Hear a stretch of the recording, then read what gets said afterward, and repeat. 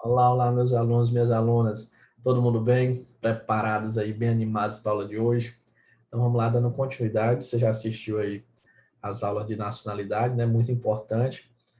Mesmo que não caia no seu concurso, mas é importante você conhecer nacionalidade antes de direitos políticos. Porque muitas vezes o estudo para concurso, ele fica assim quebrado, né? Às vezes a banca cobra um assunto e não cobra o outro. E aí você quer estudar só aquele assunto específico. E às vezes fica complicado de entender. Por isso que é importante esse estudo, às vezes, começando do zero, fazer essa base, para você compreender todos esses termos, entender a disciplina de uma forma geral, e não apenas pequenos pedaços dela, né? Então, é muito importante conhecer nacionalidade antes de estudar direitos políticos. Então, vamos lá. Aqui já começa a aula com isso daí, fazendo a diferença de nacionalidade para cidadania. Por quê? Esse rapaz aí, zangado todo, ele é um brasileiro. Eu posso dizer que ele é um brasileiro nato, mas eu não posso dizer que esse rapaz é um cidadão. Que é isso, professor? É gente boa demais, o menino, o senhor está dizendo que ele não é um cidadão? Pois é, ele é um brasileiro nato, e gente boa todo, mas ele não é um cidadão. Por quê? Porque o conceito de nacionalidade e cidadania não é o mesmo. Nacionalidade é um vínculo jurídico e político que liga a pessoa aquele determinado estado, né, que faz parte dela o componente humano, que é o povo daquele estado. Já a cidadania está relacionada com os direitos políticos, de poder exercer direitos políticos, né? Poder se candidatar a uma mandato eletivo, poder votar, ação popular, plebiscito, iniciativa popular, participar ativamente da vida política de um país. E essa cidadania a pessoa adquire aí quando ela tira o título de eleitor, principalmente, né? É o primeiro passo para adquirir a cidadania, é tirar o título de eleitor. Então, esse rapazinho não tem título de eleitor. Então, ele não é um cidadão ainda. Cidadão é quem está em gozo dos direitos políticos. Trabalhar um pouquinho sobre os conceitos de democracia direta, democracia indireta, democracia semidireta ou participativa. E vamos saber qual que o Brasil adota, né? A democracia direta é aquela que o povo exerce diretamente as suas escolhas. Não tem representantes. Então, eu quero fazer aqui um hospital. O povo vai lá e escolhe. Ele diretamente vai lá e escolhe o que ele quer e pronto. Não tem deputado, não tem senador, não tem ninguém para escolher. A democracia indireta é aquela que o povo não escolhe. Ele escolhe um representante e o representante é que vai tomar as decisões, como no caso do deputado, um senador, um vereador. Então, se vou construir um hospital, não é o povo em si que vai lá decidir. Os deputados, senadores vão decidir se vão construir e tal, vai ter verba para aquilo ali. Beleza. Aí você pode dizer, professor, então a brasileira ela é indireta. É, mas a brasileira ela se enquadra mais na semidireta, participativa. Por quê? Porque aqui no Brasil eu tenho a democracia indireta, sim, com a escolha dos representantes eleitos, mas eu também tenho o Instituto de Democracia Direta. Por isso que se fala que ela é semi-direta, participativa. Porque aqui eu tenho um plebiscito, que é o povo que vai lá escolher. Não é o deputado, não é o senador, não. Eu tenho um referendo, eu tenho iniciativa popular, que são institutos da democracia direta. Então, o Brasil tem como se fosse um misto, né? Os representantes eleitos, mas também tem institutos da democracia direta. Conforme tem aí no artigo 14 da Constituição Federal, ele vai dizer, ó, a soberania será exercida pelo sufrágio universal e pelo voto direto e secreto com valor igual para todos e nos termos da lei mediante plebiscito, referendo e iniciativa popular. Comentar um pouquinho sobre cada um deles. O plebiscito e referendo são consultas populares. Eu vou perguntar à população: ei, vocês concordam sobre isso aqui? Um exemplo que teve, um último que foi feito aí de forma bem conhecida, foi o do Pará. Eles queriam dividir o Pará. Como o Pará é muito grande, né, o estado, queriam dividir em Pará, Tapajós e Carajás. E aí fizeram um plebiscito, perguntaram à população do Pará: vocês concordam com isso? A população disse: não, ainda não, não concordamos. Aí acabou. Se a população tivesse dito sim, concordamos, aí o projeto tinha dado continuidade. Então, aí não foi um deputado, não foi um senador, não foi um vereador que decidiu, foi a própria população, cada um saiu lá e foi votar. Então, plebiscito e referendo são consultas populares. A diferença é o momento que é feito. Porque, vamos supor, eu tenho aqui a lei. Só um exemplo. Se eu fizer essa consulta antes de fazer a lei, isso é chamado de plebiscito. Até você vai fazer a associação, ó. Plé com pré. Pré não é um prefixo que indica anterioridade, então antes. Então, plebiscito é antes da lei. Já o referendo, a lei já foi feita. E eu vou só perguntar se a população concorda, se ela vai referendar, se ela vai concordar com aquela lei. Então, o referendo, ele é uma consulta popular feita depois. Plebiscito antes, referendo depois. É só isso aí que você precisa saber nessa primeira parte sobre plebiscito e referendo. Ação popular. A ação popular, ela é um remédio constitucional. Olha o que ele diz aqui, ó, qualquer cidadão. Não é qualquer pessoa que pode propor uma ação popular, é qualquer cidadão. É parte legítima da população popular que visa anular ato lesivo ao patrimônio público, entidade em que o Estado participe, moralidade, meio ambiente, bem tranquilo aí. Iniciativa popular. O que é isso daqui? É o seguinte, a proposta de iniciativa de leis, ela segue um regramento, segue algumas pessoas que podem propor uma lei. Em regra, é um deputado, é um senador, o presidente também, o governador também pode solicitar, o prefeito, pode, mas não é qualquer pessoa. Ah, eu quero um projeto de lei, eu, professor Soares, aí eu vou lá e entrego o projeto de lei. Não é assim, não é qualquer pessoa que pode, que tem essa iniciativa, né, de propor uma lei. Mas aí foi dada essa possibilidade da iniciativa popular, de juntar aí, no mínimo 1% do eleitorado, distribuído por pelo menos 5 estados, com não menos aí de 0,3% do eleitorado de cada um deles. Como se eu saísse assim, ó, tenho que pegar pelo menos 5 estados, desses 5 estados eu tenho que ter pelo menos 0,3% do eleitorado deles, e juntando o eleitorado nacional, eu tenho que ter pelo menos 1%. Tendo 1% do eleitorado nacional aí, respeitando as outras regras, aí sim eu posso propor um projeto de lei. Um exemplo do que saiu isso aqui, a lei da ficha limpa.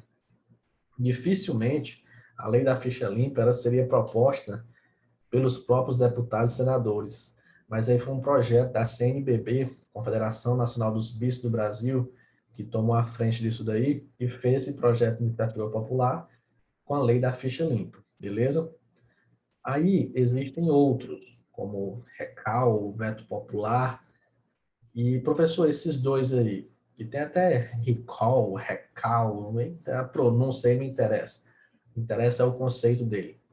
Esses dois institutos, eles são utilizados no Brasil? Não, não são utilizados no Brasil. Ah, professor, então por que que eu vou estudar se não é adotado no Brasil? Você vai estudar por conta disso, ó. Olha essa questãozinha da CESP aí, 2019. Assinale a opção que indica o instrumento da democracia direta ou participativa que constitui consulta popular. O aluno, quando ele visse isso daqui, consulta popular, a cabeça dele já vinha para cá. Opa, referendo plebiscito. Aí ele ia ficar, é antes ou depois? Aí ele ia ver, ao eleitorado sobre manutenção e revogação de um mandato político. Quando ele visse manutenção e revogação de um mandato político, ele, será que é o impeachment? Ele ia ficar na dúvida nesses três institutos aqui. Mas na realidade o gabarito é o item D. Acho que era a última que ele ia olhar isso aqui, né? Isso aqui é negócio de carro. Recal, o carro está com problema, chama. Mas o que é isso daí? É justamente o que a questão determinou. Esse recal aí é quando a população decide sobre a manutenção ou revogação de um mandato político. É diferente do impeachment. O impeachment, se a população não concorda, aqui no Brasil, por exemplo, ela vai manifestar, vai nas ruas, mas o impeachment segue todo um regramento, todo um processo na Câmara dos Deputados, no Senado, quem decide são os deputados, senadores, não é o povo mesmo. Já no RICAL não é o povo. O povo é que vai decidir se vai manter ou se vai revogar aquele mandato político. Então o cara foi eleito prometendo várias coisas, aí chegou lá não fez o que ele prometeu. Então o povo vai lá e revoga aquele mandato político dele. Em alguns países isso é adotado. O veto popular. Hoje, o veto das leis é dado aí ao chefe do Poder Executivo. O projeto ele é feito, entrega para o chefe do Poder Executivo, prefeito, governador, presidente da República, e eles vão sancionar ou vetar um projeto de lei. O veto popular é quando a população pode vetar esse projeto de lei. Então, aqui é quando, vamos dizer, o povo, né, pode vetar um projeto de lei. Nenhum dos dois são adotados no Brasil, mas podem ser cobrados em prova, e é um tema bem aprofundado, como vocês observaram, caiu aí na prova do TJ da Bahia, 2019. Então, consulta popular ao eleitorado, Instituto da Democracia Direta, perguntando aí sobre a manutenção e revogação de um mandato político, gabarito, item D, beleza? Seguindo aqui, vamos tratar das características do voto. O voto ele é direto. Você vota na pessoa que você quer. Você não vota num partido, depois o partido é que vai escolher, num colégio eleitoral, não. Você vota em quem você quer. Ele é secreto. Aqui entra até uma, uma discussão muito grande sobre o voto impresso, que está sendo aí discutido. E uma das críticas para o voto impresso é porque diz que pode perder o caráter sigiloso do voto. E como ele foi impresso, alguém pode pegar ali, visualizar, né? Então, o voto ele tem que ser secreto, tem que ser sigiloso. O voto ele é periódico. De tempos em tempos, né? Atualmente de 4 em 4 anos, vai realizar o voto. Ele é universal. Quem preenche os requisitos pode votar, diferente do voto que existia antes, que era censitário, só os homens poderiam votar, só quem tinha uma certa renda e tal. Hoje não. Preencher os requisitos, todo mundo pode votar. E ele é obrigatório. Professor, por que que o obrigatório está aí, diferentão, escondidinho aí? Por conta do seguinte, ele não é cláusula pétrea expressa na Constituição Federal. Como assim, professor? Olha aí o artigo 60, parágrafo 4º da Constituição Federal. Vai dizer o seguinte: não será objeto de deliberação a proposta de emenda tendente a abolir. Então, aqui são situações chamadas cláusulas pétreas. Eu não posso propor uma emenda para abolir essas situações. A forma federativa de Estado, o voto direto, secreto, universal e periódico. Ó. Direto, secreto, universal e periódico. O obrigatório não entrou aí. Separação dos poderes, direitos e garantias individuais. Então, pensando assim, numa utopia, né? Ah, professor, então quer dizer que o voto poderia ser facultativo no Brasil? Analisando assim friamente, sim, poderia. Porque o que está expresso na Constituição Federal é o voto como cláusula pétrea, né? O voto direto, secreto, universal e periódico. Beleza? Observa essa questão aí, ó. Priscila, jovem estudante do ensino médio, tem realizado pesquisa a respeito dos direitos políticos, da democracia no Brasil. O seu professor de História recomendou que ela não apenas fizesse a leitura de livro didático, mas também buscasse ler a Constituição Federal de 88 para compreender melhor esse assunto. Sobre o tema, Priscila pôde aprender com a Constituição que o voto direto, secreto, universal, periódico e obrigatório é cláusula pétrea constitucional expressa, redigida no artigo 60, parágrafo 4º da Constituição Federal de 88. Errado. O que é cláusula pétrea é direto, secreto, universal, periódico. Isso é cláusula pétrea. Obrigatório não está expresso. Beleza? Então está errado aí essa questão. Então, muito cuidado com essa informação. Dando continuidade, vamos agora trabalhar com alguns temas. E aqui é interessante você conhecer alguns nomes doutrinários, porque as bancas estão cobrando isso daí. Então, direitos políticos positivos. Está relacionado aí, até colocar aqui numa tela separada, porque existem os direitos políticos positivos, que aqui eu tenho duas situações. Eu tenho a capacidade eleitoral ativa e eu tenho a capacidade eleitoral passiva. É muito importante você conhecer esses nomes, porque por muito tempo, prova de direito constitucional ficou só na Constituição. Você tem que saber lá o artigo 14 e pronto. Mas hoje você pode observar aí as últimas provas de concurso que estão sendo bem aprofundadas, mudando a forma de cobrar. Então você tem que conhecer esses nomes, esses termos, porque às vezes a prova chega lá e fala: ah, capacidade litoral passiva é isso. Se você não souber o que é, a questão vai se tornar difícil, às vezes pela falta do conhecimento do termo. A questão em si não é tão difícil, mas por não conhecer o termo, ela se torna difícil, beleza? Então, por isso que eu estou explicando bem completinho aqui nesse curso. Então, direitos políticos também são chamados de negativos. E aqui eu tenho as inelegibilidades, são situações que a pessoa não vai poder concorrer a um cargo público, e eu tenho a perda ou suspensão dos direitos políticos.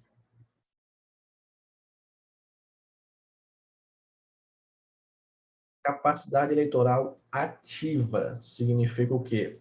Capacidade eleitoral ativa está relacionado aí com alistamento eleitoral, está relacionado com o voto, está relacionado com a capacidade de votar. A gente puxa para o português. Capacidade eleitoral ativa, ativamente, vai exercer o voto, vai votar. Já a capacidade eleitoral passiva está relacionado aí com elegibilidade, é a capacidade de ser votado, ser candidato, né? Então, capacidade eleitoral ativa, você foi lá, votou. A passiva, você vai ser votado, como se fosse assim, você está esperando os votos, beleza? Então, doutrinariamente, é dividido dessa forma. Tem os políticos positivos, que entra a capacidade eleitoral ativa, que é a capacidade de votar, e a capacidade eleitoral passiva, que é a capacidade de ser votado. Os negativos entra a inelegibilidade e perda e suspensão dos direitos políticos. Vamos trabalhar agora com a capacidade eleitoral ativa, que é a capacidade de votar. Está relacionado com o título de eleitor, né? Tirar o título de eleitor, o alistamento eleitoral.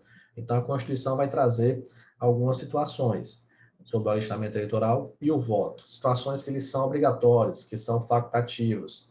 Então, o voto ele é obrigatório para quem? Para os maiores de 18 anos. Facultativo para quem? Analfabetos, maiores de 70 anos, cuidado, isso é uma pegadinha frequente de prova. A prova gosta de trocar 70 por 60. Por extenso, é muito parecido. Assim, não, professor, é lógico que não. Está na tela bem grande do seu computador, você está vendo aqui, eu estou dizendo, na hora da prova. Ali com sangue quente, ali, a vista já.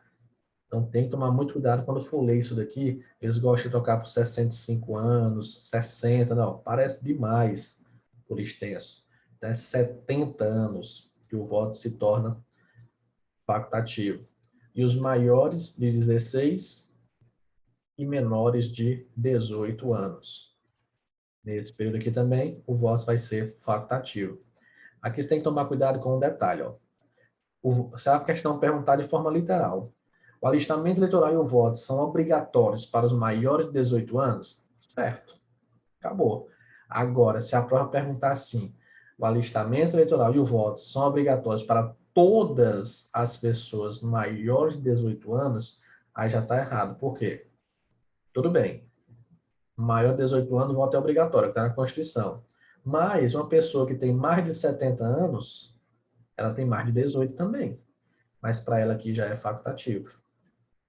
Outra coisa, uma pessoa que tem 25 anos de idade, mas é analfabeta, ela tem mais de 18, mas o voto para ela é facultativo. Beleza? Então, tem duas situações. Se na prova perguntar, o alistamento eleitoral e o voto são obrigatórios para os maiores de 18 anos. Certo. Agora, se falar, são obrigatórios para todas as pessoas maiores de 18 anos, aí já vai estar errado. Inclusive, isso daí já até caiu, ó, questãozinha da Polícia Federal. Considerando as disposições de direitos políticos, julgo o item abaixo. No Brasil, o alistamento eleitoral e o voto são obrigatórios para todos os indivíduos maiores de 18 anos. Errado. Não é todos os indivíduos maiores de 18 anos, não. É para os maiores de 18 anos, mas não são todos. Por quê? Porque já entra aí ó, os maiores de 70 e os analfabetos. Beleza? Sobre essa facultatividade do voto. Então, aqui é facultativo tanto tirar o título como votar. É os dois, ó, o alistamento eleitoral e o voto são facultativos. Analfabetos, para quem não é alfabetizado, não vai ser obrigado a ir votar nem tirar o título de eleitor. Maior de 70 anos, essa pessoa possivelmente já tem o título, né? Vai ser facultativo aí o voto. E os maiores de 16 e menores de 18. Completou 16 anos, já quer votar? Pode, mas não quer, também tudo bem. Até 18 anos, 16 até 18 anos, fica aí facultativo. Uma pergunta muito frequente. Professor, a pessoa tirou o título, mas não foi votar. Tem alguma situação? Não. Tem 17 anos, por exemplo. Aí já tirou o título, mas não quis ir votar. Tem problema nenhum, porque aqui, ó, o alistamento eleitoral e o voto são facultativos. Ela tirou o título, mas não tem obrigação ainda, só vai ter obrigação dela completar 18 anos. Beleza? Então, uma questãozinha aí para a gente fixar. No Brasil, o alistamento eleitoral e o voto são facultativos para os analfabetos, os maiores de 70 anos de idade, e os maiores de 16 e menores de 18 anos de idade. Corretíssimo. São essas três situações que o alistamento eleitoral e o voto são facultativos. Vamos trabalhar agora com um tópicozinho bem aprofundado, que é a pessoa com deficiência. Porque é o seguinte, muitas vezes, o voto da pessoa com deficiência, ele é facultativo? E aí? A regra é o seguinte, o voto para pessoa com deficiência ele é obrigatório. As situações na Constituição de voto facultativo são essas aqui. O que acontece é que o TSE emitiu uma resolução que ele não vai punir, ele não vai aplicar multa, não vai aplicar restrições para aquela pessoa com deficiência que não pode, né, que é muito oneroso para ela exercer o direito do voto. Então ele pode liberar essas pessoas, dizer assim, não vou punir vocês, tudo bem, você não vai votar, mas não vai receber uma multa, não vai receber restrições. É o que pode ser feito. Mas se na prova perguntar, o alistamento eleitoral e o voto, a pessoa com deficiência, é obrigatório, não é facultativo. Já teve banca até cobrando isso. Olha aí a resolução do TSE que diz isso. O alistamento eleitoral e o voto são obrigatórios para todas as pessoas portadoras de deficiência. Até colocou errado o nome aí, né? Em várias leis você encontra. O termo correto hoje é pessoa com deficiência, não pessoa portadora de deficiência. E agora o parágrafo único vai dizer: não estará sujeita à sanção a pessoa portadora de deficiência que torne impossível ou demasiadamente oneroso o cumprimento das obrigações eleitorais relativas ao alistamento e ao exercício do voto. Beleza? Então, cuidado com esse detalhe. Agora, a Constituição vai trazer situações que o alistamento eleitoral e o voto são proibidos. Já estudamos quando é obrigatório, quando é facultativo, agora a questão de proibição. Não podem alistar-se como eleitores os estrangeiros e, durante o período do serviço militar obrigatório, os conscritos. Quem é esses conscritos? A própria Constituição está dizendo. Serviço militar obrigatório. É o recruta, vamos dizer assim. Quem foi recrutado aí pelo serviço militar para prestar esse serviço militar obrigatório, chamado de conscrito. E os estrangeiros também não podem aí alistar-se como eleitores. Então, está aí conscritos aqueles que estiverem prestando serviço militar obrigatório, inclusive médicos, dentistas, farmacêuticos, veterinários, beleza? Outro aprofundamento da matéria aqui, português equiparado. Por isso que é importante estudar nacionalidade antes de direitos políticos. A Constituição vai dizer que não pode alistar-se como eleitores os estrangeiros. Beleza. Só que tem uma exceção para isso, que é o português equiparado. Porque ele continua como estrangeiro, como foi estudado lá em nacionalidade. Mas se existir a reciprocidade em favor de brasileiros, se ele tiver residência permanente no país, ele pode ter direito aqui. Vai ser assegurado para ele direitos inerentes ao brasileiro.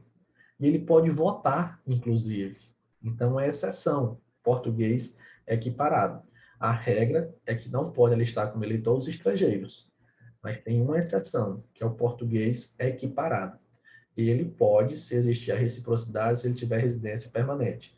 Mas aí, novamente, a gente trabalha com a literalidade da Constituição. Se chegar lá, na questão e falar, não podem alistar-se como eleitores estrangeiros, certo. Que, professor, mas não. A primeira a gente estuda a regra, a exceção é só se a banca cobrar. A exceção é como se fosse uma carta na manga. Igual isso aqui que eu expliquei para vocês.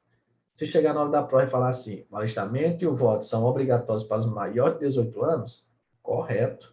Mas aí teve uma questãozinha que quis cobrar a exceção, colocou todos os indivíduos. Aí, opa, olha aí, tá querendo. Aí você puxa a carta da manga e mostra para a banca que você sabe.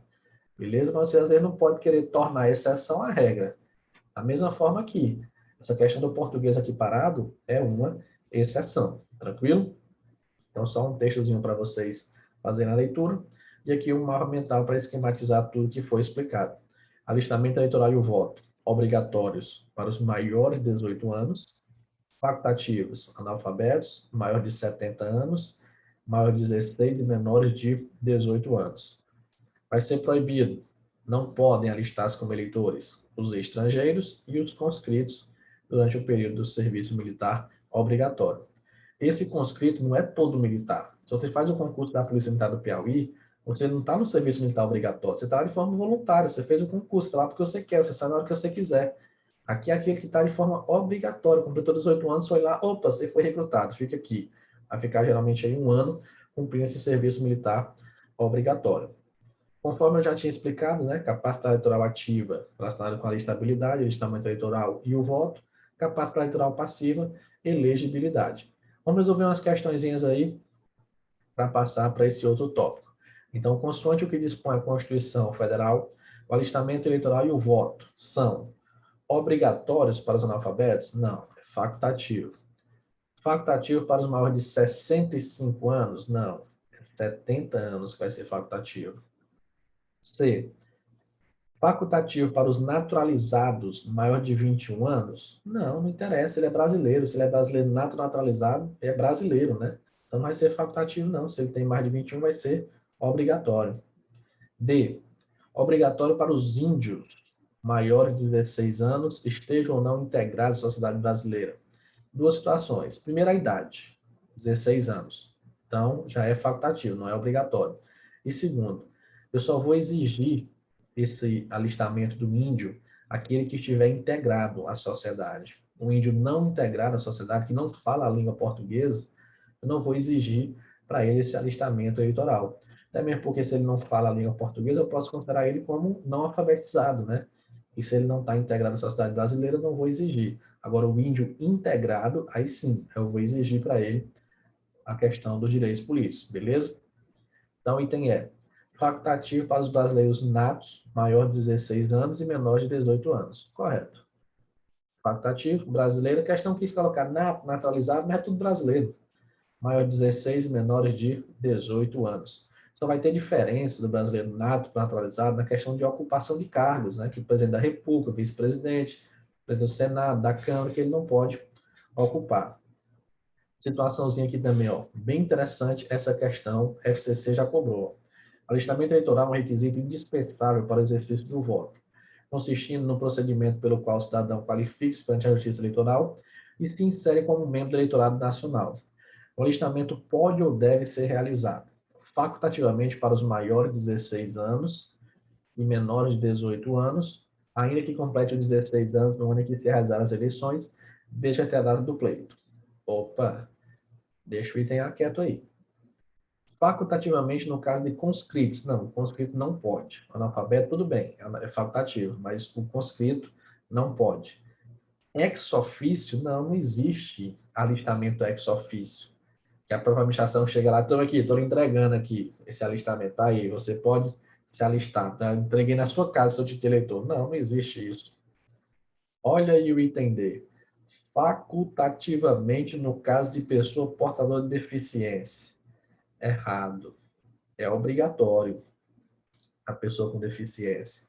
A questão é que o TSE diz que não vai punir, não vai aplicar restrições para aquela pessoa que não consiga, que seja demasiadamente oneroso, né?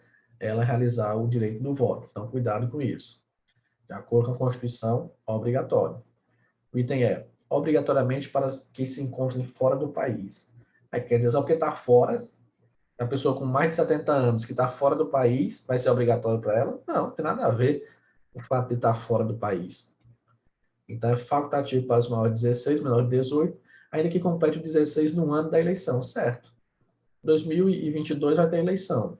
Se a pessoa completa 16 até a data da eleição, ela pode tirar o título dela e exercer o direito do voto. Mas é facultativo, como determina aí o item A. Corretíssima aí, questão muito boa.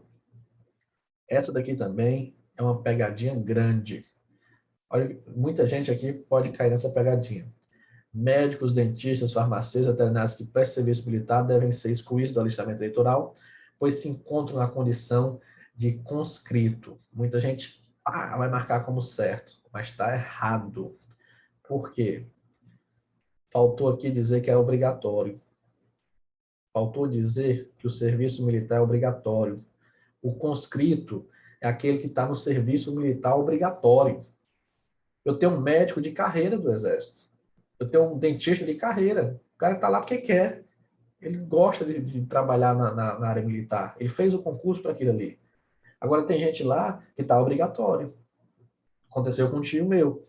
Ele foi recrutado, mas não, eu estou fazendo medicina, não sei o quê. Aí o exército, tá bom. Aí liberou ele para fazer o curso de medicina, mas quando acabou o curso ele teve que prestar o serviço.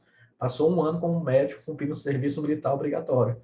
Nessa situação ele é considerado conscrito do exército. Então, faltou na questão dizer que era serviço militar obrigatório. Aí sim, se fosse obrigatório, ia ser excluído do alistamento eleitoral, pois se encontra na condição de conscrito. Beleza? Agora vamos trabalhar outro assunto, o último assunto aí da aula de hoje, que é a elegibilidade, que é a capacidade eleitoral passiva, a capacidade de ser votado. Então, na aula de hoje, a gente já vai finalizar os direitos políticos positivos, né? Estudamos a capacidade eleitoral ativa, vamos agora trabalhar com a capacidade eleitoral passiva, que é a capacidade de ser votado, que é a elegibilidade. Então, vamos lá. Condições de elegibilidade, que são condições para você ser candidato a um cargo eletivo. Tem que existir a nacionalidade brasileira. Então, eu tenho que ser brasileiro nato ou brasileiro naturalizado. Lembrando que existem, né, cargos que são privativos de brasileiro nato. Só o brasileiro nato pode ocupar. Mas já tem outros que o brasileiro naturalizado pode. Tem que estar em pleno gozo dos direitos políticos, pleno exercício dos direitos políticos. Tem que ter um alistamento eleitoral. Então, aqui pode até ter um jogo de palavras, o seguinte. A questão fala assim, o alistável é elegível. Ou então falar assim, o elegível é alistável. Vamos supor uma questão V ou F, né? Ou certo e errado, com essas duas assertivas. A de baixo, o elegível é alistável, ela é verdadeira. Por quê? Porque para eu ser candidato, uma das condições de elegibilidade para eu ser considerado elegível é que eu tenha o alistamento eleitoral. Então, o elegível, ele é alistável, mas o inverso não é correto. O alistável, ele é sempre elegível? Não. Sabe por quê? Porque uma pessoa com 16 anos é alistável, ela fez o alistamento eleitoral, mas não pode ser candidato com 16 anos. Beleza? Olha aí, cuidado. O analfabeto também é facultativo para ele. Ele pode votar, mas ele não pode ser votado. Quem não tem a idade mínima ainda. Então, muito cuidado. Mas o elegível, quem pode ser votado, ele é alistável. Ele cumpriu o alistamento eleitoral. Mas já o alistável, nem sempre ele vai ser elegível. Beleza. Outra condição, tem que ter domicílio eleitoral na circunscrição. Esse domicílio eleitoral, ele é mais amplo do que o domicílio civil. Aqui ele envolve situações afetivas, por exemplo, eu dou aula em Teresina, lá eu tenho muitos alunos, tem um âmbito afetivo lá. Se eu quiser ser candidato em Teresina, eu posso transferir meu domicílio eleitoral para lá. No caso, tem que ser 6 meses antes do pleito aí. Então, é possível isso daí. É questão profissional, familiar, filiação partidária. Não existe a questão da candidatura avulsa no Brasil. Tem que existir a filiação partidária. Você tem que ser candidato por um... Ah, mas eu não quero, não gosto de partido. Não pode. Não é permitida a candidatura avulsa. E a idade mínima. Existe aí uma idade mínima para determinados cargos que a gente vai conhecer agora. Então, para ser candidato a vereador, tem que ter no mínimo 18 anos. Deputados, em geral, estadual, federal, distrital, juiz de paz. Se eu sou juiz de paz, a Constituição tem essa possibilidade de eleição, não é feita, não, mas se perguntar, tá aí, juiz de paz, prefeito e vice-prefeito, 21 anos. Governador e vice-governador, 30 anos. Presidente, vice-presidente e senador, 35 anos. Já teve uma questão perguntando quando é que a pessoa tinha a plenitude dos direitos políticos. A plenitude dos direitos políticos com 35 anos. Porque ela pode votar e pode ser votada em qualquer cargo. Porque com 35 anos ela pode ser presidente, vice-presidente, senador. Com 30, ela não tem a plenitude. Ela pode ser candidata a governador, deputado, prefeito, vereador, mas não pode ser candidata a presidente. Então fica faltando uma coisinha, né? E olha uma dica aqui importante. Essas idades aqui, 35, 30 e 21, elas serão comprovadas na posse. Então, pode existir a situação de alguém ser candidato a presidente com 34 anos, ser candidato a governador com 29 anos, a prefeito, deputado com 20. Pode, desde que na posse ele já tenha completado os 35, os 30 ou 21 anos. Já para vereador, isso aqui tem que ser comprovado no registro da candidatura. Então, não pode um vereador com 17 anos de idade ser candidato, não. Até mesmo porque essa pessoa pode cometer crimes eleitorais. E ela cometendo crime, ela vai ter que responder. Não pode, não tenho 17 anos, não respondo, não. Então, para ser candidato a vereador, tem que ter 18 anos. Já começa a campanha com 18. Já as outras idades, não. Só vão ser comprovadas na posse. Então, pode ser que um cara esteja concorrendo à presidência com 24 anos, desde que no dia da posse, né, no dia da eleição, vai ter eleição, vai ter diplomação, no dia da posse, ele tenha 35 anos. Tranquilo? Então, cuidado. Já de vereador é uma exceção, é no registro da candidatura. Um bizu, para você lembrar, dessas condições de elegibilidade. PAN, FID. O P, pleno exercício de direitos políticos. O A, alistamento eleitoral. O N, nacionalidade brasileira. O F, filiação partidária. O I, idade mínima. E o D, domicílio eleitoral na circunscrição. São as condições de elegibilidade. Um aprofundamento aqui da matéria. Porque é o seguinte, uma das condições de elegibilidade é a filiação partidária. Mas aí, o artigo 142 da Constituição vai dizer que o militar, enquanto em serviço ativo, ele não pode estar afiliado a partido político. Opa, bagunçou o meio de campo. Quer dizer que o militar em serviço ativo não pode estar afiliado a partido político. E, para ele ser candidato, ele precisa estar afiliado. Então, ficou uma situação complicada, que teve que o STF e o TSE decidir isso daí. O que foi que eles decidiram? Só, olha, para o militar é uma exceção. O militar, ele não pode ser avulso também. Ele não pode, sou sozinho, não tem um partido. Não, ele vai ter que escolher um partido. O que ele não vai fazer é a filiação. É como se ele fizesse um acordo com o partido. Olha, partido, eu sou militar, a Constituição proíbe que eu esteja afiliado em serviço ativo, e aí eu quero ser candidato pelo teu partido. Tu me aceita? O partido aceita. Aí faz a convenção partidária, eles assinam tudo bem direitinho, mas não faz a filiação.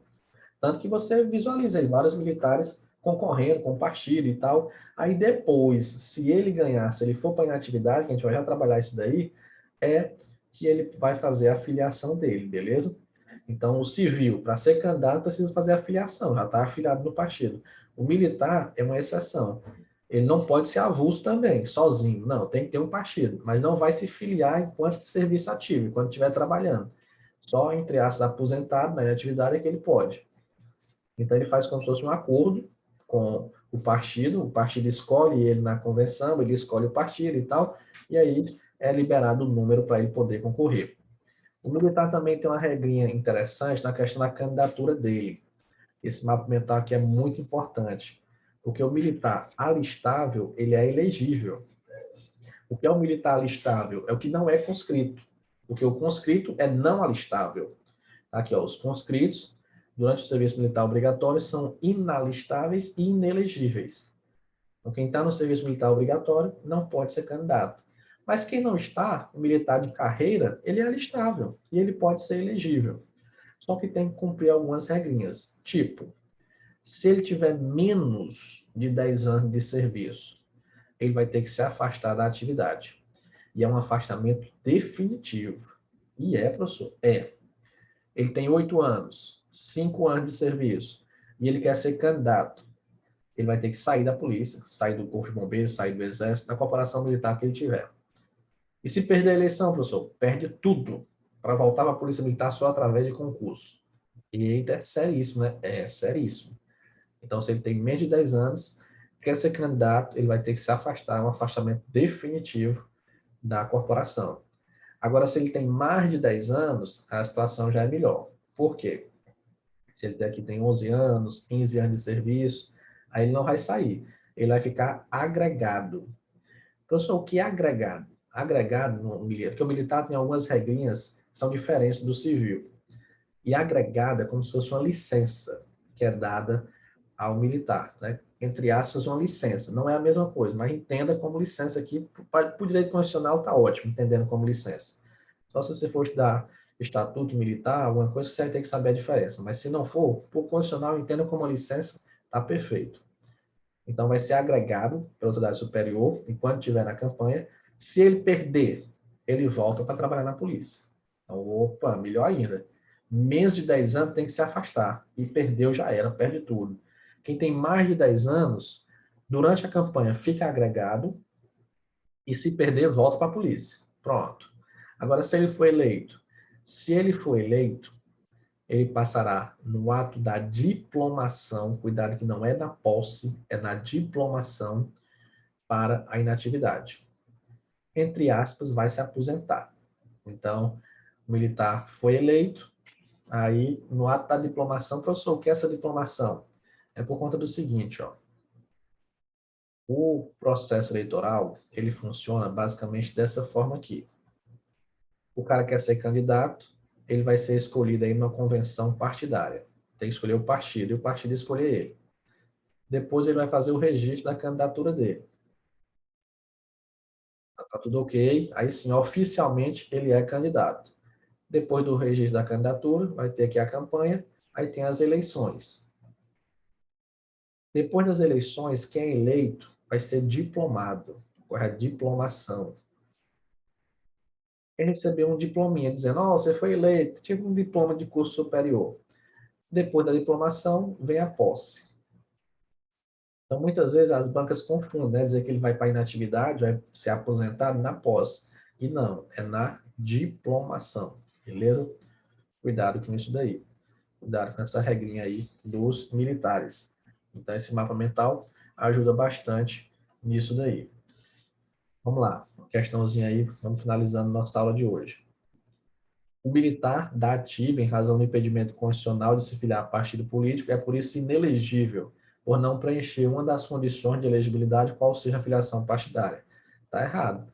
Realmente, existe um impedimento constitucional dele se filiar a partido político, mas tem uma exceção para isso, né? Existindo a convenção partidária, o partido aceitando, é possível que ele seja candidato.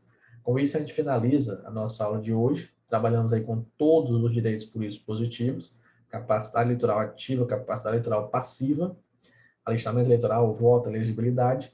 Na próxima aula, vamos trabalhar aí com os direitos políticos negativos, com questões de inelegibilidades, perda e suspensão de direitos políticos. Beleza? Um forte abraço a todos e bons estudos.